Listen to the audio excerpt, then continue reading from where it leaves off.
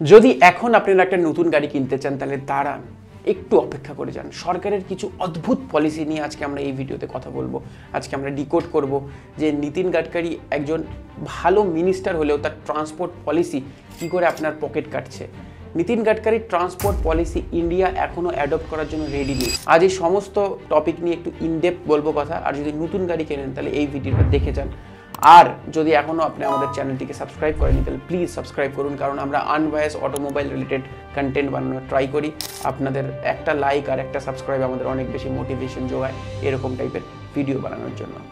তো চলুন আজকে এটা ডিকোড করা যাক। নীতিন গাডকারিকে ভারতের একজন বেস্ট পলিটিশিয়ান হিসাবে কিন্তু আমরা কাউন্ট করি, বাট ওনার ট্রান্সপোর্ট পলিসি কিন্তু একদমই কস্ট এফেক্টিভ না, আর প্রচুর কস্টলি।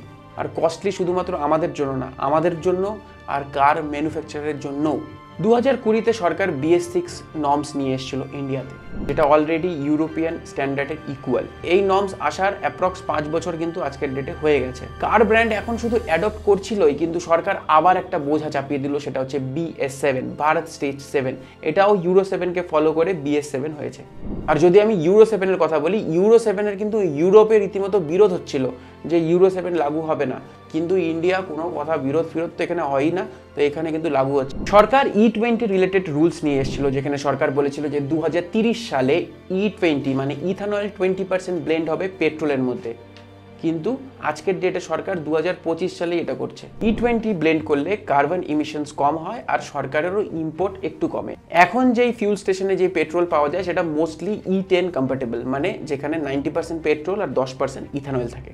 কিন্তু সরকারের ভার্ডিক্ট হলো যে এই বছর থেকেই E20-কে ম্যান্ডেটরি করা হোক, মানে যেখানে 80% পেট্রোল থাকবে, 20% ইথানল থাকবে। এই E20 ফিউলের জন্য কিন্তু ভেহিক্যাল ওনার আর কার ম্যানুফ্যাকচারারের অনেক লস হবে, কারণ E20 ফিউলের জন্য কিন্তু গাড়ির মাইলেজ ড্রপ হবে, আর গাড়ির যে কম্পোনেন্টস আছে, রাবার কম্পোনেন্টস, ইঞ্জিন কম্পোনেন্টস, এগুলো কিন্তু খুব তাড়াতাড়ি ওয়ারেন্টিয়ার হয়ে যাবে।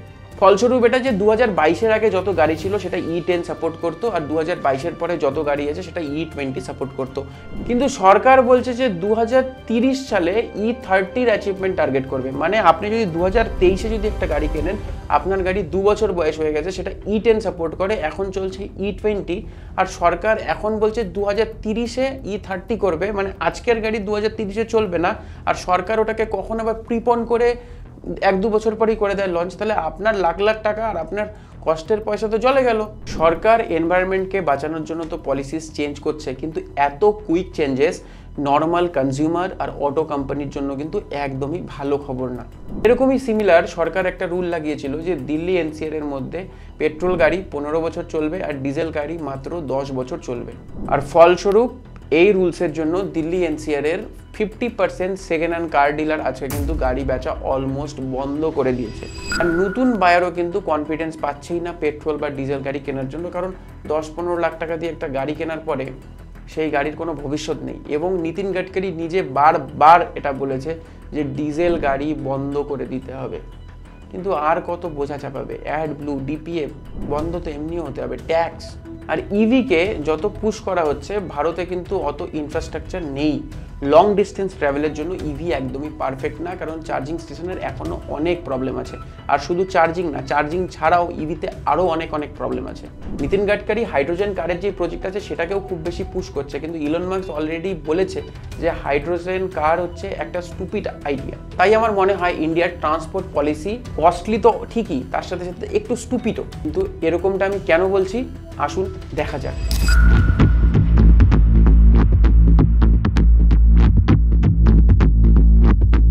সবার আগে কথা বলা যাক ইমিশন নর্মসের সম্বন্ধে। আপনারা সবাই জানেন BS3, BS4, BS6, BS7। BS এর ফুল ফর্ম হচ্ছে ভারত স্টেজ। প্রত্যেকটা দেশেরই নিজের ইমিশন নর্মস কন্ট্রোল করার জন্য একটা স্টেজ মানে একটা ডিপার্টমেন্ট থাকে। সেই ইন্ডিয়াতে সেটা ভারত স্টেজ হিসেবে ডিফাইন করা হয়, ইউরোপে সেটা ইউরো স্ট্যান্ডার্ডের উপরে সেটা ডিফাইন করা হয়। আর ইন্ডিয়া যে ভারত স্টেজ আছে এটা ডাইরেক্ট রেপ্লিকেট করে ইউরোপের স্ট্যান্ডার্ড। এবার আমার কাছে একটা সিম্পল কোশ্চেন, ইউরোপের সাথে ইন্ডিয়ার hell and heaven difference. Road network থেকে শুরু করে সব কিছু কিন্তু hell and heaven difference. In fact weather, যেখানে ইউরোপে এত ঠান্ডা ওয়েদার, ইন্ডিয়াতে কিন্তু গরম ওয়েদার, ডাস্ট বেশি, ধুলো বেশি।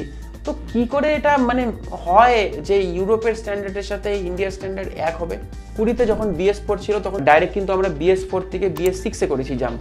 কারণ সিম্পল, একটা গাড়ি যখন রাস্তায় যখন চলে তখন carbon dioxide, carbon monoxide, nitrogen oxide আর পার্টিকুলেট ম্যাটার কতটা পরিমাণ স্প্রেড করছে সেটার উপরে কিন্তু ইমিশন কন্ট্রোল করা হয়। 3, 4, 5, 6, 7 এগুলোতে এরকমভাবেই স্ট্যান্ডার্ড সেট হয় যে কত বেশি স্ট্রিক্ট হবে, কত বেশি পলিউশন রিডিউস হবে। এটা নিয়ে একটা পুরো ইনডেপথ ভিডিও বানানো যায়, তো যদি এই ভিডিওটা দেখতে চান তাহলে কমেন্ট সেকশনে আমাকে অবশ্যই জানান BS7 এ কী কী চেঞ্জেস হবে। এটা টেকনিক্যাল একটু, তো সেই কারণেই ওটা ডিমান্ডের উপরেই কিন্তু বানাবো। ধীরে ধীরে করে BS3 থেকে শুরু করে আজকে BS6 এর যে জার্নি, ধীরে ধীরে করে কিন্তু ইমিশন স্ট্রিক্ট হয়েছে যে গাড়ি এত পরিমাণ পলিউশন করতে পারবে, ক্যাটালিক কনভার্টার, এই সমস্ত জিনিস কিন্তু আছে। আমি এই ভিডিওতে বেশি টেকনিক্যাল যাচ্ছি না, এই ভিডিওতে আমি ওভারভিউ দিচ্ছি। যেরকম যদি আমি একটা এক্সাম্পল দিই, তাহলে BS4 এর যে ডিজেল গাড়ি আর BS6 এর যে ডিজেল গাড়ি, সেটা কিন্তু 82% কম পার্টিকুলেট ম্যাটার কিন্তু এনভায়রনমেন্টে ছাড়ে। তো এটা একটা সিম্পল, যে কারণ অ্যাডব্লু, ইউরিয়া আছে, প্রোজ অ্যান্ড কনস তো থাকবেই, সেটা আলাদা টপিক, সেটা আমি এই ভিডিওতে কভার করব না। এই ভিডিওতে আমি মোটা উপর থেকেই কভার করার চেষ্টা করব। আর এই যে স্ট্যান্ডার্ডগুলো যে আপডেট হচ্ছে, এর কিন্তু একটা ইকোনমিক কস্টও আছে। ইকোনমিক কস্ট কীরকমভাবে, যখন অটোমোবাইল ম্যানুফ্যাকচারাররা যখন গাড়ির ইঞ্জিন বা এই সমস্ত স্টেজের জন্য যখন ইমিশন কন্ট্রোলের যখন প্যারামিটারগুলো সেট করে, তখন R&D ডিপার্টমেন্ট থেকে শুরু করে সমস্ত কিছু করতে হয়। ঠিক সেইভাবেই কিন্তু অয়েল কোম্পানিরও কাজ করতে হয়। যখন তারা ইথানল ব্লেন্ডেড করবে, এরকম তো না যে ডাইরেক্ট ইথানল নিয়ে এলো আর ব্লেন্ডেড করে দিয়ে দিল, তারও প্যারামিটার আছে, তারও প্রপার্টিজ আছে, তো সেগুলোকেও মেনটেন করে কিন্তু ব্লেন্ড করতে হয়। তো এগুলোরও একটা ইকোনমিক কস্ট আছে, আর এগুলো আলটিমেটলি আমাদের দেশের উপরেই পড়ে। এই যে ইকোনমিক কস্ট, এগুলো কিন্তু কোম্পানিরা বেয়ার কিন্তু করে না, এগুলো আপনারই পকেট থেকে তোলে। BS4 থেকে যদি BS6 এর যদি গাড়ি যদি আপনি দেখেন, ইনফ্লেশনকে যদি সাইডে রাখি, তাহলে কিন্তু 20 থেকে 30 হাজার টাকা প্রাইস বেড়েছে। BS7 যখনই আসবে, ডিজেল গাড়ির তো আরও বেশি বেড়েছে। BS7 যখন আসবে, 40 থেকে 50 হাজার টাকা কিন্তু গাড়ির দাম বাড়বে, আর ইনফ্লেশন সাইড করে। কারণ রাস্তাতে অ্যাপ্রক্স 31 কোটি কিন্তু গাড়ি আছে, আর যার মধ্যে মাত্র 9 কোটি কিন্তু BS6 কমফোর্টেবল, বাকি কিন্তু সব BS4, BS3। ইনফ্যাক্ট এই ভিডিওটা বানানোর সময় যখন আমরা রিসার্চ করেছিলাম, তখন আমরা এটাও দেখেছি যে সব ফিউল স্টেশনে কিন্তু E20 পেট্রোলও কিন্তু অ্যাভেলেবেল নেই। আর BS7 এর সবচাইতে এফেক্ট হবে বেশি কিন্তু ডিজেল গাড়িতে। এরকমটাও আমরা রিপোর্ট পেয়েছি যে কিছু কিন্তু লেজেন্ডারি কার কিন্তু হয়তো আর ডিজেল ভেরিয়েন্টে থাকবে না, বা পেট্রোলে শিফট হবে বা বন্ধ করে দেবে। কারণ BS7 এ কিন্তু আপনার গাড়ির যে ব্রেক প্যাডের থেকে যেই ডাস্ট বেরোবে, সেটাকেও কিন্তু রিয়েল টাইম মনিটর করা হবে। আপনার গাড়ির টায়ারের থেকে যেই রাবারটা যেটা ঘষে বেরোবে, সেটাও কিন্তু রিয়েল টাইমে মনিটর করা হবে। ইভেন আপনার গাড়ি কত পার্সেন্ট ইমিশন করছে, এটাও কিন্তু রিয়েল টাইম মনিটর করা হবে। এবার ভেবে দেখুন যে ইন্ডিয়াতে কি এগুলো খুব দরকার আছে? কমেন্ট সেকশনে আমাদের অবশ্যই জানান, আর ভিডিওটা অবশ্যই শেয়ার করবেন যাতে সবার কাছে এটা পৌঁছে যায়। আর BS6 গাড়ি যেটা আমিও কিনেছি, হয়তোবা যেটা আপনিও কিনেছেন 1-1.5 বছর আগে, সেই গাড়িরও কিন্তু ফিউচারে কোনো রিসেন্ট ভ্যালু থাকবে না। কারণ কেউ কেনই কিনবে যখন BS7 চলছে? ব্যাকডেটেড জিনিস কে কেনে? আমরা একটা ফেসলিফট গাড়ি কিনি না, আমরা একটা পুরনো জেনারেশনের গাড়ি কিনি না। যখন ফেসলিফট পায় তখন ওই গাড়ির দাম কমে যায়। আজকের ডেটে নতুন সুইফট কিনতে যাবেন, থোড়ি আপনি পুরনো সুইফট যাবেন কিনতে, তাহলে আপনার সিম্পল, আপনার BS6 গাড়ি যখন মার্কেটে BS7 চলছে, কেনই কেউ যাবে কিনতে? তো অটোমেটিক প্রাইস ড্রপ হবে। এবং নীতিন গাডকারি নিজে বলেছে যে ডিজেল গাড়ি ইন্ডিয়াতে আর চলাতে দেব না। BS6 जैसा डीजल का भी हाल ऐसा ही होगा कि बस आप करते रहिए, हम इतना टैक्स बढ़ा देंगे कि आपको बेचना मुश्किल हो जाए। তো গল্পটা হচ্ছে ঠিক এরকম। সাডেন পলিসি চেঞ্জের জন্য কিন্তু এই যে অটোমেকাররা আছে, তাদেরও কিন্তু কনফিডেন্স লুজ হয়। তারা R&D কেনই করবে? তারা কেন আরও বেটার প্রোডাক্ট ডেলিভার করার চেষ্টা করবে? কারণ তারা জানে যে পলিসির তো কোনো ঠিক নেই, আজকে এটা আছে, কালকে এটা চেঞ্জ হবে, কত R&Dতে পয়সা লাগাবে? যেরকম দিল্লির রুলসটা 10 বছরের ডিজেল, 15 বছরের পেট্রোল। তো যারা গাড়ি চালায় প্রচুর, তারা হয়তো 5-7 বছর পরে চেঞ্জ করে। অনেক লোকই আছে যারা গাড়ি খুব কম চালায়, গাড়ি একটা বাড়িতে থাকবে আর 15-20 বছর ধরে কিন্তু গাড়ি রাখে। ইভেন আমাদের ইন্ডিয়ান মার্কেটে কিন্তু গাড়ি শুধু গাড়ি না, একটা সেন্টিমেন্টস। গাড়ির একটা ফিটনেস সার্টিফিকেশন করা হোক, গাড়িকে চেক করা হবে, যদি গাড়ি ফিটনেস সার্টিফিকেটে পাস করে তো গাড়ি চলবে, যদি না পাস করে তাহলে কিন্তু স্ক্র্যাপ পলিসিতে দিয়ে দেবে। হ্যাঁ, স্ক্র্যাপের কথা যখন বললাম, স্ক্র্যাপ পলিসিও তো একটা অদ্ভুত ইন্ডিয়াতে। কিন্তু নীতিন গাডকারির কাউন্টার হচ্ছে এটা যে ইথানল যখনই ব্লেন্ডেড হবে তখন পলিউশন কম হবে, আর ভারত তেলের ইম্পোর্ট কমাবে, আর তেলের ইম্পোর্ট অটোমেটিক কমাবে, তো পয়সা বাঁচবে। নীতিন গাডকারির এটাও একটা আর্গুমেন্ট যে ফার্মার যারা আছে তারাও ঠিকঠাক পাবে পয়সা, আর যখন ইথানয়েল ব্লেন্ডেড হবে। আর এটা সত্যি যে ইথানয়েল একটা বেস্ট ফিউল, কারণ ইথানয়েল যখনই বাইকে যদি আপনি ইউজ করেন 50% অবধি কিন্তু কম পলিউশন হবে। আর গাড়িতে মোটামুটি ইথানয়েল যদি ইউজ করা যায় তাহলে 30% কিন্তু কম পলিউশন হয়। কিন্তু কোশ্চেনটা হলো যে ইথানয়েল তৈরি হচ্ছে আখ থেকে, আর আখ প্রচুর পরিমাণ জল লাগে আখের খেতিতে। আর রেফারেন্সটা শুনে আপনারা অবাক হয়ে যাবেন, 1 লিটার ইথানয়েলের জন্য আপনাকে 2500 লিটার মানে 2500 লিটার জল লাগে। মানে 1 লিটার ইথানয়েল মানে যদি 20% যদি ব্লেন্ড হয় তাহলে 5 লিটার পেট্রোলে 1 লিটার ইথানয়েল যাবে। কিন্তু ইন্ডিয়াতে তো জলেরও ক্রাইসিস, চেন্নাইয়ের ওইদিকে তো জলের খুব প্রবলেম। জলের লেয়ারেই তো গরমকাল আসছে, জুন জুলাইয়ের দিকে জলের লেয়ার অনেক জায়গাতে কমে যাবে। আমার নিজের বাড়িতে জলের লেয়ার কমে যায়, মাঝে মাঝে জলের লেয়ার পায় না। তো জলের তো এমনি এত ক্রাইসিস, তো 2500 লিটার জল লাগিয়ে 1 লিটার ইথানয়েল প্রডিউস করা কি মানে ইকোনমিক্যাল কোনো সেন্স হয়? এই জলটার জন্য সরকার যেটা ইউজ করে সেটা কিন্তু ইউজ করে পেট্রোল বা ডিজেল জেনারেটর, যেখান থেকে জল ওঠে। মানে ডিজেল দিয়ে জল ওঠাচ্ছি, কিন্তু আমি আমার গাড়িতে ইথানয়েল দেবো, আর ইথানয়েল দিয়ে পরিবেশ বাঁচবে। আর শ্যালো মেশিনগুলো কী হারে পলিউশন করে সেটা আপনারা জানেনই। আর ইথানয়েলের জন্য কিন্তু গাড়ির মাইলেজও কমে। মানে অনেক রিপোর্টসের হিসাবে ইথানয়েলের জন্য গাড়ির 15 থেকে 20% কিন্তু মাইলেজ ড্রপ হয়। আর 15-20% যদি মাইলেজ ড্রপ হয় তাহলে বেশি ফিউল লাগবে, মানে সেম ডিস্টেন্স ট্রাভেল করতে গেলে বেশি ফিউলের দরকার। তো বেশি ফিউল মানে বেশি ইথানয়েল। আপনার কাছে যদি BS3 BS4 গাড়ি থাকে তাহলে তো অটোমেকাররা নিজেরাই বলছে যে আপনার পেট্রোল পাইপ ইঞ্জিন কম্পোনেন্টে কিন্তু রাস্ট লাগবে।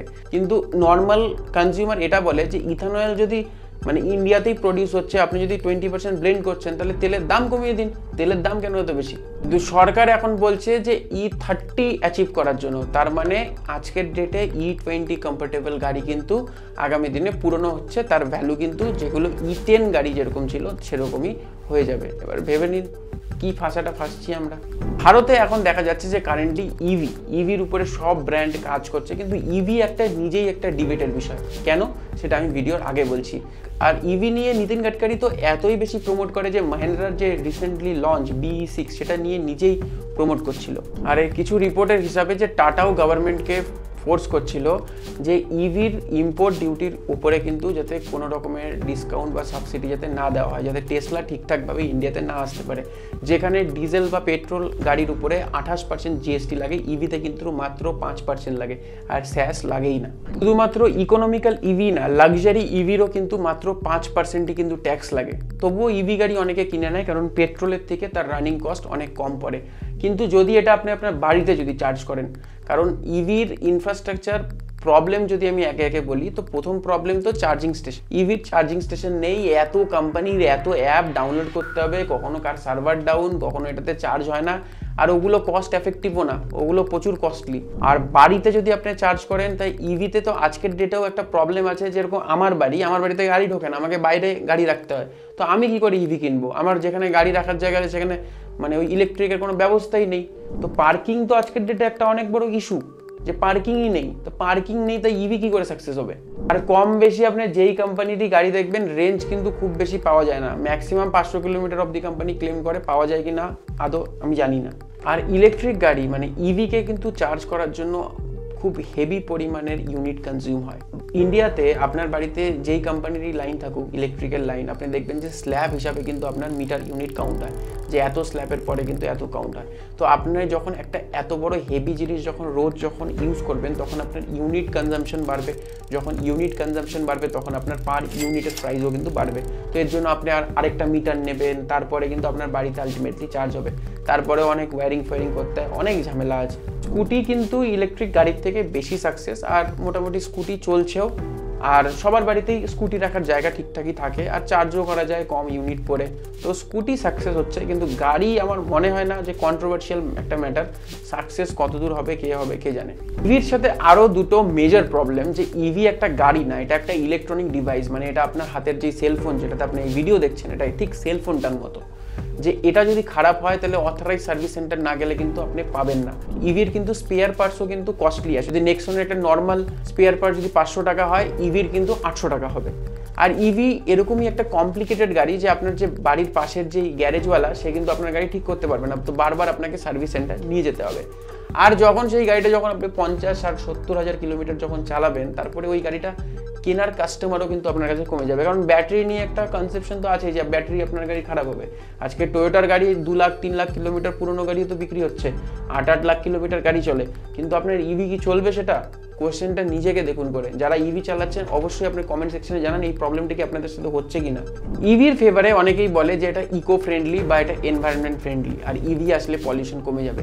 হ্যাঁ, যদি আপনি ডেটা দেখেন তো ডেটাতে আপনি এটা পরিষ্কার পাবেন যে ডাইরেক্টলি হয়তো ইভির কোনো রকমের কোনো ইমিশন ফুটপ্রিন্ট নেই। হেভি লেভেলের কিন্তু চাইল্ড লেবার থেকে শুরু করে সমস্ত কিছু কিন্তু কার্বন ফুটপ্রিন্ট মারাত্মক লেভেলের আছে। এটা নিয়েও একটা ডেডিকেটেড আলাদা ভিডিও হতে পারে যে ইভিতে কি কি হয়। আর ইভির যেটা মেন কম্পোনেন্ট সেটা হচ্ছে লিথিয়াম আয়ন ব্যাটারি, আর সেটাতে কিন্তু আজকের ডেটেও কিন্তু হোল্ড কিন্তু চায়নার। তার মানে আমরা ইভির উপরে যত রিলায়েবল হবো তত কিন্তু চায়নার উপরে রিলায়েবল হবো। আরও একটা ইন্টারেস্টিং কথা যে ইভি যে আপনারা আপনাদের বাড়ির ইলেকট্রিসিটিতে যে চার্জ করছেন, সেই ইলেকট্রিসিটি প্রডিউস হচ্ছে কোথা থেকে? কয়লা থেকে। তো কোনোখান থেকে কোনো প্লান্ট থেকে কয়লা পুড়ে পলিউশন হচ্ছে, তারপরে আপনার ইভি চার্জ হচ্ছে। এরকম অনেক ভিডিও দেখেছি যেখানে জেনারেটর দিয়ে লাইন দিয়ে জেনারেটর ডিজেল কেরোসিন দিয়ে চালিয়ে সেই জেনারেটর থেকে কারেন্ট জেনারেট করে ইভি চার্জ হচ্ছে। তাই নীতিন গাডকারি যখন এটা বলে তখন এই কথাতে খুব একটা কিছু সেন্স থাকে না। আর গভর্নমেন্টের হিপোক্রেসি দেখুন যে পার্সোনাল ভেহিকেলকে তো রেগুলেট করছে, কারণ আমাদের উপরে তো আমরা তো আর ঝান্ডা নিয়ে রাস্তায় কোনো পলিটিক্যাল পার্টির ব্যানার প্ল্যাকার্ড নিয়ে তো আর বলতে পারবো না যে আমাদের দাবি মানতে হবে। কিন্তু যেগুলো কমার্শিয়াল ট্রান্সপোর্ট সেখানে তো সরকার হাতই দিচ্ছে না, কারণ সেখানে তো ভোট ব্যাংক আছে। সেখানে হাত দিলে চাকা জাম হয়ে যাবে, হরতাল হয়ে যাবে, স্ট্রাইক হয়ে যাবে। তো যত বোঝা যত কিছু আছে চাপাও আমাদের মাথার উপরে, আমরা তো নেওয়ার জন্য বসে আছি। मारो हमको जिंदा मत छोड़ो सालो, हम कोई मंदिर का घंटा है कि कोई भी आके बजा जाता है। চায়নার শেনজেন সিটি 2018-তে কমপ্লিটলি কমার্শিয়াল যত গাড়ি চলতো পুরো 100% ইলেকট্রিক হয়ে গেছিল। আর ডেটা এটাই বলে যে 95% ইভি বাস ট্রাক কিন্তু শুধুমাত্র চায়নাতেই চলে। এটা কিন্তু নিজের মাথাতে একটু প্রেশার দিলে কিন্তু অ্যান্সার পেয়ে যাবো। তো আমাদের সরকার শুধুমাত্র পার্সোনাল ভেহিকেলের উপরেই চাপাচ্ছে, কমার্শিয়াল ভেহিকেল বাস ট্রাকসের উপরে কিন্তু ইনফ্যাক্ট সরকারি গাড়ির উপরেও কিন্তু ফোকাস করছে না। করে দিক না, থানার যত গাড়ি আছে সব ইভি করে দিক, যত সরকারি যত গাড়ি আছে সব সেগুলোকে ইভি করুক। সেগুলো কোথায় হচ্ছে? এই ভিডিওটা বানানোর পেছনে আমার মূল উদ্দেশ্য যে আজকের ডেটে কি হচ্ছে মার্কেটে, আর আপনার কষ্টের পয়সা দিয়ে আগামী দিনে কি কি হবে আর কি কি আপনার ক্ষতি হতে পারে সেটা নিয়ে আমরা একটা ইন ডেপথ ডিসকাশন করলাম। তো যদি ভিডিওটা আপনাদের ভালো লেগে থাকে তাহলে সাবস্ক্রাইব এবং কমেন্ট করে আমাদের অবশ্যই জানান। আর যদি আপনি বাইক চালান তাহলে হেলমেট পরুন, কার চালান তো সিট বেল্ট পরুন, সেফ থাকুন, সেফ চলুন, সুরক্ষিত থাকুন। খুব তাড়াতাড়ি দেখা হচ্ছে আরও একটি নতুন ভিডিওর সাথে। Till then signing of.